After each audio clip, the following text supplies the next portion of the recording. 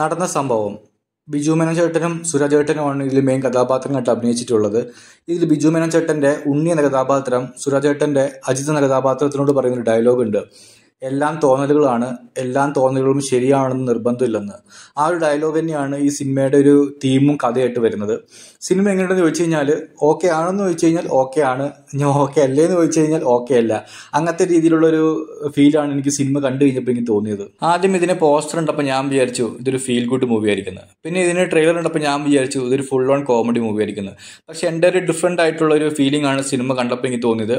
Comedy ഒന്നും അങ്ങനെ കാര്യമായിട്ടൊന്നുമില്ല, അവിടെ ഇവിടെയൊക്കെ ആയിട്ട് മാത്രമേ ഉള്ളൂ. ഫുൾ ഓൺ ഒരു സീരിയസ് ആയിട്ടുള്ള മൂഡിൽ, എന്നാൽ വലിയ സീരിയസ് ആയിട്ടില്ല എന്നൊരു ആവറേജ് സീരിയസ് ആയിട്ട് രീതിയിലാണ് സിനിമ മൊത്തത്തിൽ വരുന്നത്. ഒരു കോളനി, 2 വീടുകളും അതേപോലെ തന്നെ പോലീസ് സ്റ്റേഷൻ മാത്രമാണ് സിനിമയുടെ ഫുൾ ഷൂട്ടിംഗ് നടന്നിട്ടുള്ളത്. ആ കോളനി നടക്കുന്നൊരു സംഭവം ഇപ്പോൾ CCTV അമ്മാവന്മാര്, മോറൽ പോലീസിങ്, സദാചാരം, ചിലപ്പോൾ നമ്മൾ കാണുന്ന രീതിയിലായിരിക്കും ചിലപ്പോൾ സത്യാവസ്ഥ എന്താണെന്നുള്ളത്. ചിലപ്പോൾ നമ്മളത് തെറ്റായ രീതിയിലൊക്കെ പ്രതിപാദിപ്പിക്കാം, അതിൻ്റെ പുറകിൽ വേറെ എന്തെങ്കിലും സംഭവമായിരിക്കാം.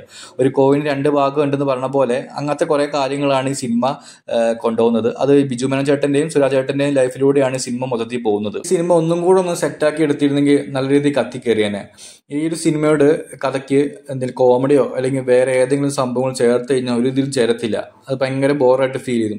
ഇത് ഈ രീതിയിൽ തന്നെ പറഞ്ഞത് നന്നായി, പക്ഷേ കുറച്ചും കൂടെ ഒന്ന് എൻഗേജിങ് ആക്കായിരുന്നു. കാരണം തിയേറ്ററിൽ നിന്ന് കാണുമ്പോഴത്തേക്കും ചില സമയങ്ങളൊക്കെ ഭയങ്കരമായിട്ടും ബോറടി ഫീൽ ചെയ്തായിരുന്നു. ഇപ്പോൾ ഫസ്റ്റ് ഹാഫിൽ വരുന്നത് 2 വീടുകൾ മാത്രമാണ്, കോളനിയും. സെക്കൻഡ് ഹാഫിൽ പോലീസ് സ്റ്റേഷൻ മാത്രമാണ് കാണിക്കുന്നത്. ഇപ്പം പോലീസ് സ്റ്റേഷനിലാണെങ്കിൽ തന്നെ ആവശ്യമില്ലാത്ത കുറേ കേസുകളൊക്കെ, പോലീസ് സ്റ്റേഷനാകുമ്പോൾ പല കേസുകളും വരുമല്ലോ, അപ്പോൾ അതൊക്കെ കുത്തിക്കയറ്റിയും ഗ്യാപ്പ് ഫില്ല് ചെയ്യാൻ വേണ്ടി കുത്തിക്കയറ്റിയ പോലെ ഭയങ്കരമായിട്ട് തോന്നി. അതേപോലെ തന്നെ സെക്കൻഡ് ഹാഫിലാണെങ്കിൽ ബിജു മേനോൻ ചേട്ടന് പ്രത്യേകിച്ച് ഒന്നും തന്നെ ചെയ്യാനുണ്ടായിരുന്നില്ല. ക്ലൈമാക്സിലേക്ക് അടുക്കുമ്പോഴാണ് എന്തെങ്കിലുമൊക്കെ ചെയ്യാനുണ്ടാവുന്നത്. അപ്പോൾ അവരെയൊക്കെ കുറച്ചും കൂടെ ഒന്ന് ആക്റ്റീവ് പാർട്ടിസിപ്പേഷനൊക്കെ കാണിച്ച് എന്തെങ്കിലുമൊക്കെ ചെയ്തിരുന്നെങ്കിൽ കുറച്ചും കൂടെ ഒന്ന് എൻഗേജിങ് ആക്കാമായിരുന്നു എനിക്ക് തോന്നി. എൻ്റെ ഡയറക്ടറായിട്ടുള്ള വിഷ്ണു നാരായണൻ, എൻ്റെ പുള്ളിയുടെ ഫസ്റ്റ് സിനിമ മറഡോണ എൻ്റെ ഫേവറേറ്റ് സിനിമകളിലൊന്നാണ്. എനിക്ക് ഭയങ്കര ഇഷ്ടമാണ് സിനിമ. അപ്പോൾ കുറേ നാൾക്ക് ശേഷമാണ് ഈ പുള്ളി ഒരു സിനിമ ചെയ്യുന്നത്. അപ്പോൾ പുള്ളി ഒന്നും കൂടെ ഒന്ന് സെറ്റാക്കി എടുത്തിരുന്നെങ്കിൽ ഒരു നല്ലൊരു സിനിമ ആയതിനകത്ത്. എന്ന് വെച്ച് സിനിമ ഒരിക്കലും ഞാനൊരു ബോറാണെന്ന് ഞാൻ പറയത്തില്ല. അത് ഇടയ്ക്ക് മാത്രമാണ് എനിക്ക് അങ്ങനെ ഫീൽ ചെയ്തത്. പക്ഷേ സിനിമ കണ്ടു കഴിയുമ്പോഴത്തേക്കും എന്തോ ഒരു കണ്ടന്റ് തൃപ്തി എനിക്ക് എന്തോ ഒരു ഫീൽ ചെയ്തായിരുന്നു. എനിക്കൊന്നും ആ കഥാപാത്രങ്ങളെ കൊണ്ടോ അല്ലെങ്കിൽ ആ തീം കൊണ്ടോ എന്താണെന്നറിയില്ല, കണ്ടു കഴിഞ്ഞപ്പോൾ എനിക്ക് അങ്ങനെ കൊള്ളാം, ഒരു തൃപ്തിയായിട്ടൊരു ഫീലിംഗ് തോന്നിയായിരുന്നു. പിന്നെ അഭിനയിച്ചവരൊക്കെ നോക്കുവാണെങ്കിൽ ബിജു മേനോൻ ചേട്ടനും സുരാജ് ചേട്ടനും അടിപൊളിയായിരുന്നു കേട്ടോ.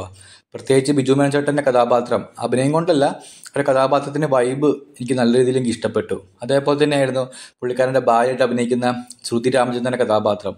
ഈ കാള പറ്റൂന്ന് കേൾക്കുമ്പോൾ കാലെടുക്കുന്ന കുറേ ടീംസ് ഉണ്ടല്ലോ, അതേപോലത്തെ കഥാപാത്രമല്ല.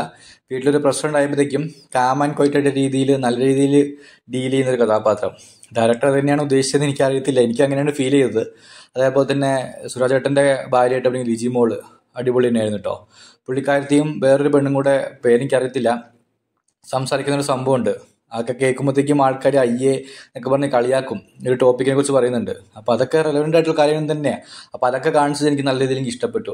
അങ്ങനെ ബാക്കി സുധി കോപ്പ ഒരു ചൊറിയനായിട്ടുള്ള ഒരാളായിട്ട് അങ്ങനെ അഭിനയിച്ചിട്ട് എല്ലാവരും തന്നെ നല്ല രീതിയിൽ സംഭവമായിരുന്നു. ബാക്കി ടെക്നിക്കൽസൊക്കെ, ക്യാമറയും കാര്യങ്ങളും, അതേപോലെ തന്നെ നല്ല പാട്ടുകളൊക്കെ ഉണ്ട്. അത് 2-3 പാട്ടൊക്കെ ഉണ്ട്, നല്ല റിഫ്രഷിംഗ് ആയിട്ടുള്ള പാട്ടുണ്ട്. അതേപോലെ തന്നെ സിനിമയുടെ തുടക്കത്തിൽ ഇങ്ങനെ പേരെഴുതി കാണിക്കുന്നൊക്കെ ഇല്ലേ, അതൊക്കെ ഒരു ആൽബം പോലെ രീതിയിലൊക്കെ, അതൊക്കെ നല്ല രീതിയിൽ നല്ല രസമുണ്ടായിരുന്നു.